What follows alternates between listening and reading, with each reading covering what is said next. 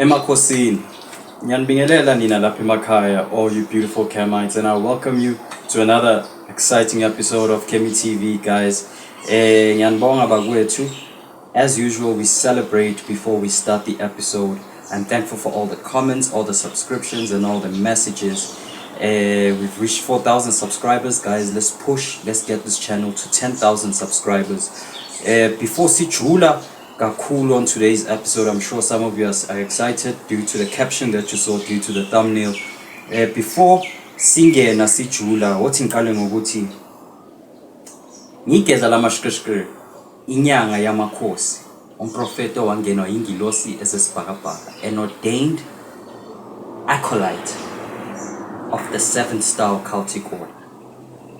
I am here to assist in each and every way by teaching wisdom and by employing powers, whether of the more ambiguous side or of the light, to assist and change your life. Guys, hit the subscription button. If you have not hit the subscription button, please check there's a bell there. Please also hit the notification bell so you can get notifications whenever I drop a new video, in order for you guys to assist me in getting more views, in order for you guys to also be assisted in being alerted if we drop content that might potentially change your life. But wait, as you've seen from our caption, or rather from our thumbnail, today we're having the love talk. Last episode, it was a bit heavy on it. We spoke about Ukshaba Tagati, we spoke about today we just wanted to go into a more light-hearted topic as well, introducing the first jinn Mkhulu Sseida works with in order to assist you guys. But before we go into that, abantu bayabhubha. Yeah, abantu bayabhubha emjolweni in South Africa and Umhlaba jikelele. It's no longer like the days mandulo where our parents would get married and they would stay together for 20 years, 40 years, abanye 80 years. So fast lahlani. These days angena siyaphuma, hlanga kukhulu. Kunabantu social media, everybody is an advisor of some sort on how to keep a man, how to keep a woman. Kodwa still siyabhubha sonke induku. Kukhulu kunzima, abantu bayakhala. It will end in tears. It will end in tears. Mkhulu Sseida is here today to assist you in terms of identifying some of the reasons why your relationships might not be lasting. Some of the reasons, guys. There might be more other reasons. People can go into the comment section and comment. But before we go into the jinn Lilith, how I can assist you in your relationship using this specific jinn, I just want to cover some of these reasons, guys. The 7 reasons why your relationship might not or may not be working. Uningi bakwethu sebafile abantu endumbeni bakhala basho ukuthi hey Mkhulu Sseida ayibambeki le ndoda le, angazi noma yashisa amateki noma unamazethe eyibuni. Masithi Friday uyanyamalala, uzabuye Tuesday makabuya athi baby you will never believe what happened. Or umuntu afika athi mfethu lecture iyangibhayizisa iyangibhekela and ngiyenzela yonke into bafo sedlalele ekhanda lami. There could be various reasons why your relationship is not working. Abantu bayafika bakhala. Some of them I have to advise them. I cannot help them because of izinto ezivelayo enhlokweni. But there could be various reasons outside these reasons, but I'll cover some of those that I've diagnosed here on my side and that I think are important for people to be aware of. Uma bathi bazojola ngempela ngempela. The first reason we'll go into, guys, is ukuthi you must understand the difference between a karmic partner and a compatible flame. I don't call it a twin flame, I call it a compatible flame for reasons I'll state. A karmic partner, guys, at soul level, there are certain people you agree with. Uguti, when I come down at some point when I'm 18, 21, 24, 30, I'm going to meet you for the sake of both our soul growth, for us to come into a healing because of certain traumas, for us to come into a certain learning and understanding of soul lessons that I need in order for me to progress and grow as a soul. But a karmic partner is not somebody you meant to be with forever. That's the mistake a lot of people make, because karmic partners you'll be able to identify with an intense passion. It even goes to the point where it becomes toxic. And you will always go back to a karmic partner until you both learn that lesson, and then you two will break up. You go back with that ex. 3 years pass, you go back. 2 years pass, you go back. You text her, he texts you. That's a karmic partner. It is somebody brought into your life, or somebody who you meet along your journey in order for you to experience certain soul growth, in order for you to heal, whether through they do things as things as or they put you through a certain experience that helps you grow and learn as a soul, come to certain self-realizations. A compatible flame would be somebody whom you have an agreement with, and we are gonna spend the duration of our journey together in order for us to sake something in Klaben, whether it be through Naka Umsamo, you fixing Imisamo from both sides of the family. You two are going through compatible soul journeys where you are both learning lessons with each other, whether through Uguti, she or he is putting you through certain lessons in a good way. That's the difference between a karmic and a compatible flame. A compatible flame will grow you in a positive way, whereas a karmic partner can teach you even in the most painful ways for you to grow, but you are not meant to be with them forever. Whereas a compatible flame, you have agreed with at times it's a twin flame. It's somebody you keep coming back with in different lifetimes, and you guys keep switching roles, male and female. Sometimes you're the wife, sometimes you're the husband, but you are meant to spend the duration of your soul journey together.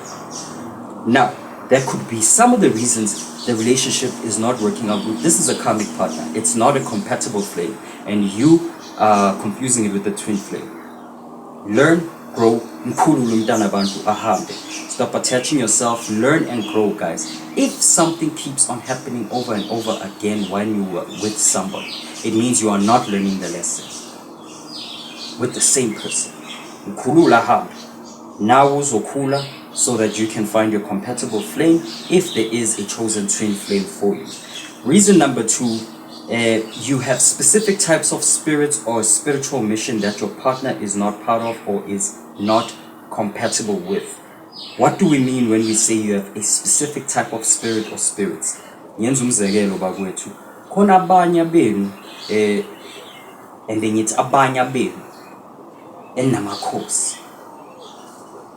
Generally, I have to use this as an example because it's generally amakhosi uzothola ukuthi umuntu onamakhosi, amakhosi azothi nathi sifuna omunye umuntu onamakhosi. Where am I going to find somebody with royal spirits? But having amakhosi doesn't specifically mean ukuthi unamakhosi, you have kingly blood or you related to the king directly. It could be by proxy, ukuthi okhokho mkhulu, or rather maybe your great grandmother's mother was married to somebody ekhosi, and along the line that blood came to you. When Osaz, you are connected to the third cousin of the Swati kingly line. Not directly the king, but the third cousin of the king. Somehow through marriage, you are connected to them, and that's what of course. Likewise with other lineages. It could be Uguti, aside from a kingly line, who was a chief of a specific clan, or who was a chief of a specific village, a chief of a specific group of people, and the Lao Makos, Angenile Unamakos, you have chieftain spirits. And usually these type of spirits will insist that you come with somebody with compatible types of spirits. For whatever reason it is, I always pick this up. As I said, I'm going by izinto engizithola la endumbeni. Uthole ukuthi in that case angeke bavume ukuthi uhlangane nomuntu who doesn't have amakhosi. Likewise, uzothola ukuthi wena uyisangoma, ungena amandiko, ungene umnguni. and lelo dlozi elihleli kuwe lithi no mina ngifuna ukuthi abe nomuntu ofana naye in order for his journey or her journey not to be disturbed. Umuntu ozoqondisisa ozoba ne-understanding yokuthi no ngalesikhathi kumele kuzilwe ongeka lolo alwa ukuthi mina ngikhathele lo muntu lolo kaphokodla masenza inkonzo yasekamiri. Somebody who will understand you spiritually. So that's what it would mean when you say you have specific types of spirits that are not allowing you to just be with anyone, but they want somebody with a compatible spirit.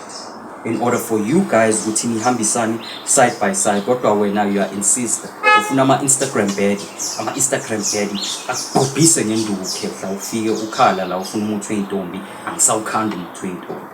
Makhosi. Second part of that, your partner is incompatible with the journey you're on. Uthole ukuthi you came here and they are not specific about who you should be with. Yebo umprofeti, whatever it might be. But the people that you keep dating are people that maybe don't believe when uloku landana nabantu benkonzo. No, naki mewa kereke.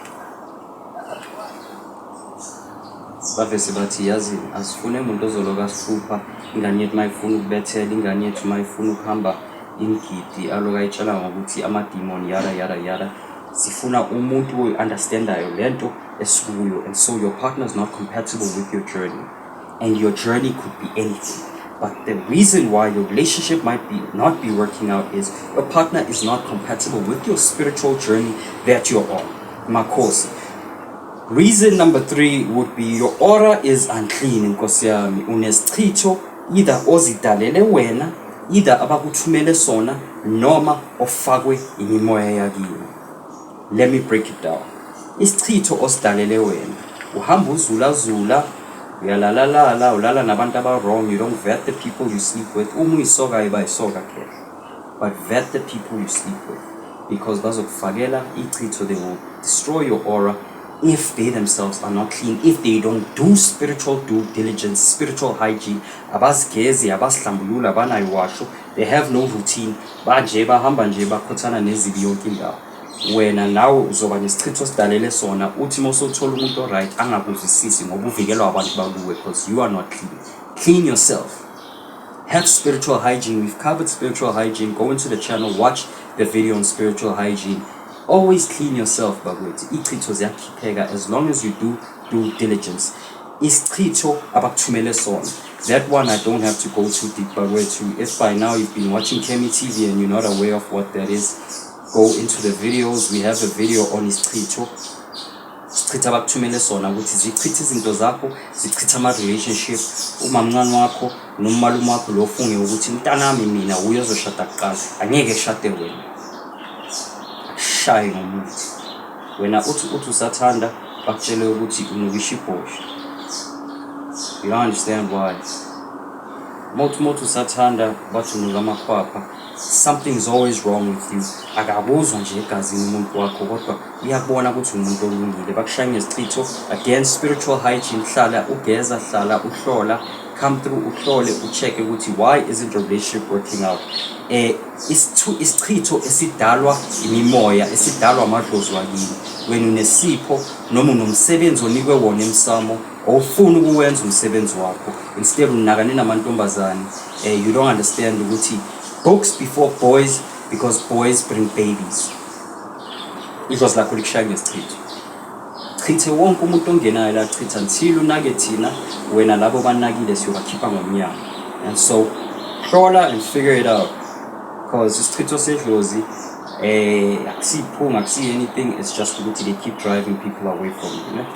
So due diligence, spiritual hygiene, you'll be okay. Fourth reason, your angels are protecting you because of your anointing. This one goes out to those of you that in truth are anointed by the Holiest Spirit. Osari. Those of you that are anointed to be priests and prophets of a specific office here on earth. And so,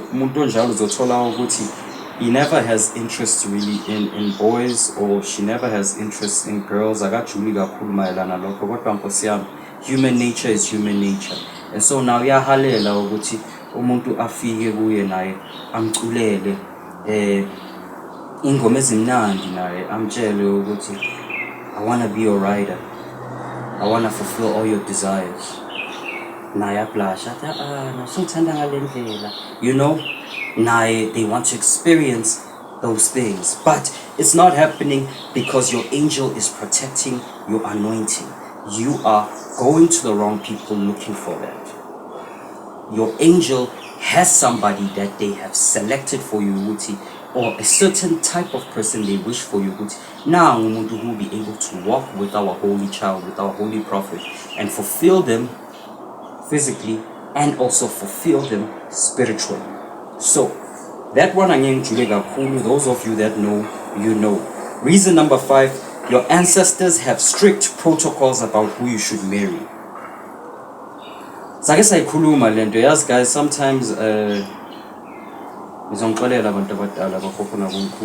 sometimes amadlozi specifically can be very childish or petty. To explain this, I'll just give you a small experience. Ngake ngaba nendoda la ngiyihlolayo. Yafika le ndoda le yathi, yo, yazi Mkhulu, I've been breaking up and making up this girl. Yimi engihlale ngimncenga ukuthi abuye. Angikhona ukuhlukana naye. Ngenze njani Mkhulu? Ngimbophe inini ngathi Mkhulu ithi ngishaya inhlola ngibheke. Kwaphakama ugogo nomkhulu wakhe bathi thina nyanga sifuna ukusho ukuthi le ntombazane right mara asivumi ngoba inengane. Kathi inengane thina singamele ukuthi indodana yethu would rather go and marry somebody 20 years younger, a young girl who has no child. It's your own family protocols. That's your own family thing. It's not a law in the world. It's just ukuthi idlozi lakho alifuni ukuthi ushade umuntu onengane. And so bayamkhahlela when lo ngene ebantwini abanengane bayabakhahlela. Likewise with girls. Thina sifuni nje umuntu nje ophuzayo. Ronari bathu bakereke. Wena uthanda bo cool guy. Ayi one way yasibhekela. And so the spiritual protocols of umsamo wakini, what your ancestors prefer for the children of Ekaya, who they would like to marry the women off to and who they would like the man to marry into the kral, into umsamo, into isbaya sasekaya. The protocols of those spirits might determine ukuthi this relationship's not gonna work. Makaphuma hambe ngomnyawo. Reason number 6, your mission on earth, in the earth realm, does not include a love partner. Because this one is painful. This one specifically, it could apply to specific, to a variety of types of people. But I want to address this one specifically to my wanderers.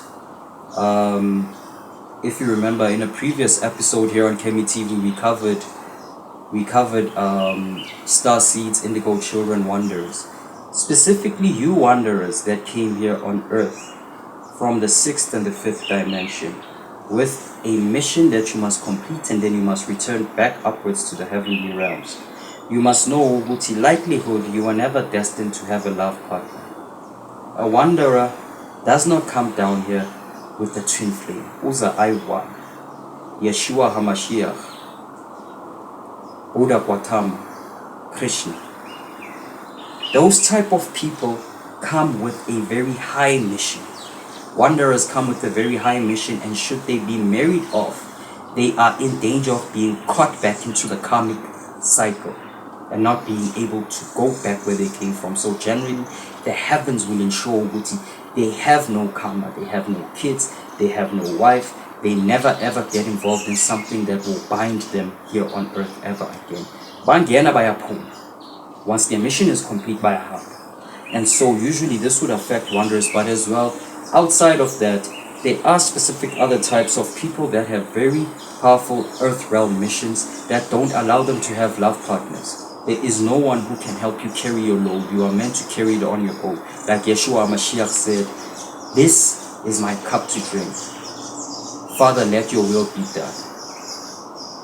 So likewise, be aware of that. You wanderers, be aware of that. You who have solo missions here on earth, you might just not be destined to have a love partner or somebody to spend the rest of your life with. You've lived so many lifetimes. You've been a squealy, you've been a prisoner, you've been a robber, you've been in the light, you've been in the dark, you've been male, you've been female, you've been a rhino, you've been a butterfly, you've been a tree. You have completed your incarnation cycle here on earth. And so you've experienced having kids before, you've experienced having a wife before, you've experienced khulisa umndeni, you've experienced being at war, you've experienced murdering before. There's nothing you have not experienced. And so you can feel ukuthi now uzozwa when you're wondering ukuthi I am tired. There's nothing that excites me. I feel like I've done this one too many times. I just want to finish my mission and leave. That's what I want. Makhosi, reason number 7. You are still being molded by God, by your ancestors, and by your angels. You are not ready yet to love. Specifically to those of you that are always asking. You're always like, Mina, ipartner yami ngiyayicela kuNkulunkulu. Mina, I always pray and partner for a partner. Kodwa abaphenduli. And when I try to get with somebody, we'll go into the talking phase and then it's because your angels and your ancestors are aware that you're respectful enough to want their approval regarding your love life. And so they want to mold you, whether be it financially, whether be it spiritually, in whichever way. They want you to be ready so that whoever they're gonna draw to you, nizokhona ukukhula nobabili in a healthy manner. Now this can be affected by any of the other above reasons at the top, but that's what that would mean. They want you to be ready. They want to protect you. They want to ensure, because they can see you have a pure love. They can see you, should they bring someone to you, you're gonna give your all. But they don't want you to give your all while you are not ready, because you might end up drawing the wrong person. So those would be the 7 reasons, guys. More than anything, learn, guys, to love without attachment. Your own body is not yours. When you are conceived in the womb, you're conceived in the womb. Your mother eats vegetables, eats this, eats that. She borrows things from the earth to build you a vessel. And then your spirit inhabits that vessel. Your soul inhabits that vessel. But that vessel is loaned from the earth, and hence dust to dust. It came from the soil, it will return back to the soil. Your body, its own, is not yours. So likewise, love with no attachment, because that avatar that you're in love with, Chris, Utuli, whoever, you cannot say they are yours as well. Akekho umuntu wakho, akunamfazi wami, akunandoda yami. You cannot own that person. Learn the depth of loving without attachment, because because you love with the yearning of uthi uzobo wami. That's like seeing a beautiful flower and being like, that flower is mine and you are a keeper from the earth. It slightly and slowly starts dying. That's wisdom from the ancient books. If you love something, you love it with the attachment that protects you and protects it, because you are 2 separate entities. Makhosi. Now, moving along there to people that are like, Mkhulu Sseida ngifuna ukuphoqa ukuthi ngithole uthando ngenkani. Makhosi, we will invoke the jinn Lilith for you. Yeah. Now sesiyajula. We will invoke the jinn Lilith. We will invoke futhi angeke sisole. We'll do this for you for a variety of reasons. Lilith is the jinn that deals with seduction, sexuality, and love. If wena usho ukuthi ngifuna ukuthi abantu bangihalele, I want when I speak, women and men must be turned on and must be seduced or drawn to you. Ngilahlekelwe uthando lwami. I want my lover to come back, or I want my relationship to have an intense fiery passion in it. We invoke Lilith for you for various reasons.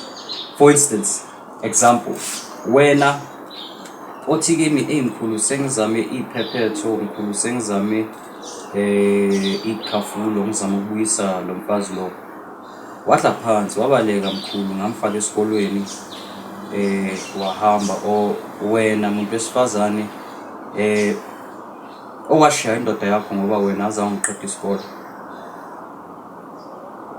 Ngithi kuwe come to me, iza ungilethela amakhandlela ayi-3 kehle, iza ungilethela amakhandlela ayi-3 a-pink mama, ungilethele a clothing item of your lover, uyishiye la kini for 2 days. Ngizoyenza lento, ngizothi uma ubuya this specific clothing ngizobe ngiwashisele khona la makhandlela, and it will have a specific sigil, a sigil of one of the minor jinn that are under Lilith and Liliths. I will bind them using Lilith to you. Uzobuya mkhulu, uzobuya kodwa ungabusaphahla sesikhiphile lapha endabeni zomsamo. Now you must live ngomthandazo ka-Allah, hambe uyoba yisulumane or go be a Luciferian or go kodwa ungabusaphahla idlozi, because when you invoke a jinn khumbule ukuthi wenza into ejulile. So ngiyoyishiya lapho. I covered it in the previous episode. If you want to know about jinns, go to the previous episode that speaks about jinn. Kodwa you want to bring back your lover, bring me 3 candles and bring me your lover's clothing. Uze nenkanyiso ya 700 ngiyenzele lento, simbuyise ngenkani using the power of Lilith, using the sigil of Lilith, using the invocations and the codes ezasemkhathini. Makhosi, bring back a lost lover using the invocation of Lilith nkosi yami. Yeah, wena othi mkhulu angeke ngikhona ukufika kuwe, but I want you ukuthi ungenzele la ukhona. Ngizokuyenzela njengoba I'll release a code to you, ngitshele ukuthi ngabo 2 ekseni ungenzeleni mina mangiqala ngenza le msebenzi. I will begin invoking Lilith on your behalf. I'll need your name, I'll need your surname, I'll need your partner's name, and I'll need your partner's surname. I need to calculate 2 codes. Ngizokunika i-code yakho, mina ngiyazi ukuthi ngizoyenza nge-code ka-partner yakho. Ngiyonihlanganisa emkhathini manje ngenkani ukuze abuye nkosi yami. Same uza nenkanyiso, uthumela inkanyiso ya-700 ngikuyenzele lento izobuya. Khona usisi engamyenzela lento, she stayed far. Angifuna ukujula kakhulu regarding story sakhe, but she stayed quite far. I'm glad you're happy now mama. Myeni wakhe wamshiya, waphuma wahamba wayewondla ekhaya, wamshiya ney'ngane. Ngamtshela ngathi ngizokuyenzela lento mama, ngizombuyisa ngenkani. Wathumela ngamyenzela, amshaya. Ubaba wabuyela endlini wawondla iy'ngane zakhe, wayeke ukondla bo-auntie laphaya ungathakana ngqo. Ngithi kuwe come to me, I will do it remotely on your behalf. Now, this is to bring back your lovers. The 2 previous incidents are to bring back your lovers. When we use these codes, when we use these sigils, when we use these invocations, it's for bringing back your lover. Now, if you want to say Mkhulu Sseida angifune ukuthi ungcabe ngemithi yothando, ngemithi yani ngizwile ukuthi awusayenzi ingcabo zentombi. What can you do for me in this regard with regard to Lilith? Because Lilith is a jinn of seduction. Wena othi ngifuna intombi to be attracted to me. Wena othi ngifuna ukuthi amadoda they must be attracted to me.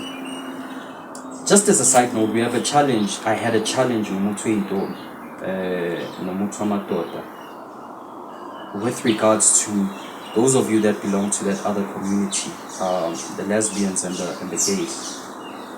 I have a challenge because obviously mangikhanda umuntu weyintombi kungena udemoni, which specifically works on men. Mangikhanda umuthi wamadoda kungena intombi kayibhini, which specifically works on women. So you who is part of that community, I can now assist you more effectively using the invocations of Lilith. Ngithi kuwe iza kimi ngizokusebenza with the pyrite crystal. If you don't know what a pyrite crystal is, it's a certain gemstone that kind of looks like it's silver, but it's not really silver. Moyibhekile ngathi silver, but it's not really silver. It's a special type of gemstone that works specifically with jinns that fall under Lilith and with Lilith. Ngithi ngizoyithatha lento and ngizokuyenzisa lento. ngizokuyenzisa ngoba vele ufuna ukuthi ngifane ngaphansi kogibe ojulile. You send me inkanyiso mkhulu. I will invoke, empower this crystal, charge the sigil, ngithumele zona. Uma singikuthumele zona, ngizokutshela lo mkhuba ozowenza for 3 days. Ngitshela ukuthi wenzeni, and after wenze lento le oyenzile, ubhala igama lakhe, you take it, you put it under the sigil, wenze lo mkhuba, uthathe lento engizothi uyithathe after wenza lo mkhuba, uyigcobe laphaya, and then I'll give you the invocation, and you must invoke for 3 days. Lento iyofika kuye ebusuku, iyofika kuwe ebusuku izolala nawe, iyobe ikungena. Whether you're a male or a female, it would come either as a male or a male to a female, or as a female to a male. Once ilala nawe, isuke isisenemvumelwano. Seyinemvumelwano nawe ukuthi mina nawe we have an agreement. I will feed on this from you. Futhi wathi ngikhuluma, you will have to masturbate to feed the spirit. I will feed on this, you need to do it at this hour, and when you do it, you need to picture this while you are doing this. Kunye nokunye ngikhuluma mawusofike la kimi noma usukhanyisile ngakutshela efonini ukuthi ngithumele lezi zinto yenza ukuthi nawe once yalala nawe la ohamba khona, people will be sexually attracted to you. But it's not you, it's not innate. It's the spirit that you are now in a covenant with, because when uthanda dance, because you want people to find you overly attractive or sexy. To you slay queens, ngiyakuyenzela lento. To wena ofuna bo sugar mama, ngiyakuyenzela lento le. Kodwa once wenze lento, once you are under the kingdom of Lilith Mkhulu, for the sake of being overly sexually attracted, ungabe usangithinta uthi ngicela unginisele umsamo. Leave me alone, because sengikufakile. Hamba uphila ndoda, uphile ngabo sugar mama, hamba uphila ndoda, uphile ngabo sugar daddy. Angisangeni mina lapha, hamba ugqilaza intombi. Ngikufake ngaphansi kogibe because I am ordained to. Kodwa mina ngikho ngaphansi kwalogibe, angeke ngisaphendule for. Once uyithola lento le, know that you are gonna become extremely sexually attractive. People are just gonna wanna have sex with you everywhere you go. Uma uthi uyakhuluma nje, bona they are drawn to you. At a deeper level, if you wanna make a pact with Lilith, so that your power has the mouth to convince. Nje uma ukhuluma umuntu uyadawa nje. Whatever you ask of them, you slay queens, usho ukuthi ufuna ukuthi wenze so uyayenza, because into nje yacabanga sikacabanga mina nazi lo muntu sekacabanga ngitotozi. Sacabanga straight because of the spirit. Nithi kuwe iza, and will put you in a direct connection, in a direct covenant with Lilith. Kodwa, this must be done while you are here. Leyo angikhulumi la Kimi TV. Wena othi Mkhulu, I wish to be under a covenant directly with Lilith, not under one of the minor jinns, not through the minor jinns I'm connected to Lilith, but under Lilith directly. Ngifuna ukuthi afike ngephupho yena ngamashi ngimbone. Nithi fika sizokuyenzela lento Mkhulu, uhambe uyothola uthando, uma uhlangana nomuntu wakho athi I don't know, I just can't get enough. I just cannot get enough of this person. Kanti wena usuhamba nomoya thizeni. Mkhulu Sseida No, guys, this is the first jinn that I'm introducing of just a few jinns that I work with. Ngicela ukuthi those of you that come requesting the service, nicabangisiseni, and angifune umuntu ozongena la kule comment section azoloku angitshela ukuthi wena ufundisa abantu izinto eziphambene. I'm ordained to. I can. Ubani wena ukuthi uzongitshela ukuthi ngenzeni? If ufuna ukuzwa ngokuthi uJesu uthe, uJesu athi, Allah athi, usibanibani athi, hamba uyofuna podcast ekhuluma ngalokho. Mina la ku Kimi TV, I offer services and I teach on the basis of what I'm ordained to teach and what I am an office to teach under. So ngafiki la ngabonile nje lama comment angazi bathi ini namadlozi wena Mkhulu Sseida, you are teaching evil, wena Luciferian, amanye yawo nyawa delete nje mo comment umphetho nje ngizowa delete, kodwa usize if you watch this channel, if lento engikhuluma ingaqondisisi, hamba mkhulu. I'm not gonna answer in the comment section. Igede lamashishini leli inyanga yamakhosi, guys. Hit the subscription button, share, comment, subscribe. I wish you guys a great week ahead. Nasithoba phambi kwenu yithi Hosana.